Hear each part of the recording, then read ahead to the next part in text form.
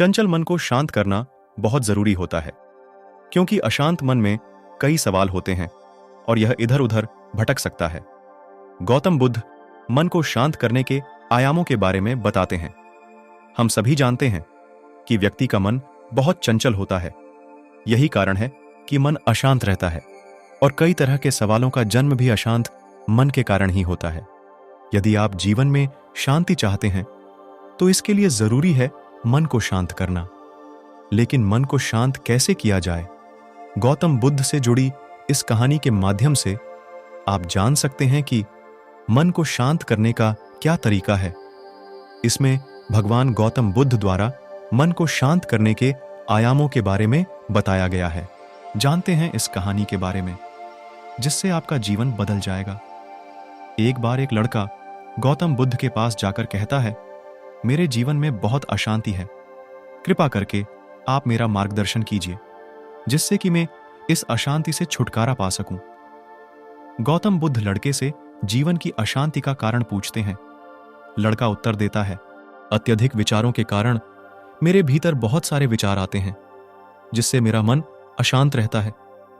बुद्ध मुस्कुराते हुए कहते हैं, ऊपर आकाश की ओर देखो और बताओ कि तुम्हें सूर्य दिख रहा है। लड़का ऊपर देखता है और कहता है, धूप दिख रहा है। बुद्ध उससे पूछते हैं कि अगर तुम लगातार धूप में खड़े रहोगे तब क्या होगा? वह कहता है, मुझे अत्यधिक गर्मी लगेगी और शरीर में बेचैनी होगी। बुद्ध लड़के से कहते हैं कि अगर धूप में खड़े रहने से तुम्हें गर्मी लगती है तो इसमें दोष किसका है, सूर्य के ताप का या तुम्हारा? लड़का कुछ सोचने के बाद कहता है, इसका जवाब आप भी बताइए। बुद्ध कहते हैं, सूर्य का काम है ताप देना और ताप का काम है गर्मी लगना। ऐसे में तो दोष तुम्हारा ही है कि तुम धूप में जाकर खड़े हुए, जिससे कि तुम्हें गर्मी लगी। तुम्हें अगर शीतलता चाहिए तो तुम्हें छांव में रहना होगा। ठीक इसी तरह चंचल मन का भी स्वभाव होता है, विचारों और भावनाओं को जागृत करना। विचार क्षण भर के लिए होते हैं, लेकिन विचार से पैदा हुई भावनाएं देर तक टिकी रहती हैं। लेकिन यह तुम्हें निर्णय लेना है कि तुम्हें विचार और भावनाओं के साथ चलना है या अलग दिशा बनानी है।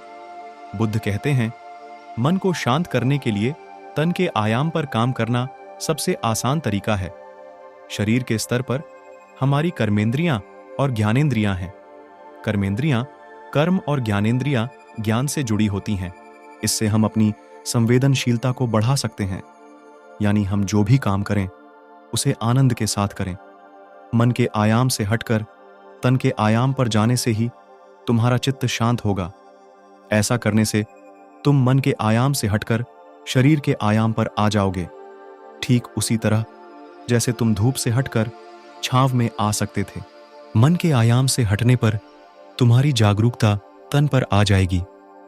जब तुम तन के आयाम पर काम करोगे तब तुम्हारा चित्त शांत होगा। इसलिए हर काम को तन के आयाम पर करने से मन स्वतः शांत हो जाता है। लड़का बुद्ध से कहता है, अपने भीतर के सुर को कैसे सुने?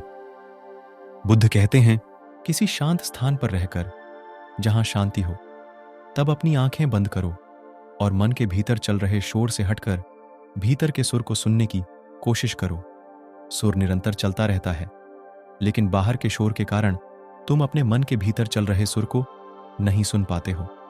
जब तुम अपने दोनों कानों को अपने हाथों से बंद कर दोगे, तभी मन के सुर को सुन पाओगे। इस तरह तुम मन की अशांति से दूर हो जाओगे और तुम्हारा मन शांत हो जाएगा। हेलो दोस्तों, अगर आप सबको यह वीडियो अच्छा लगा तो चैनल को सब्सक्राइब और लाइक जरूर करें, और तो और कमेंट के द्वारा मुझे अवश्य बताइए। तो चलिए दोस्तों, अगले वीडियो में मिलते हैं।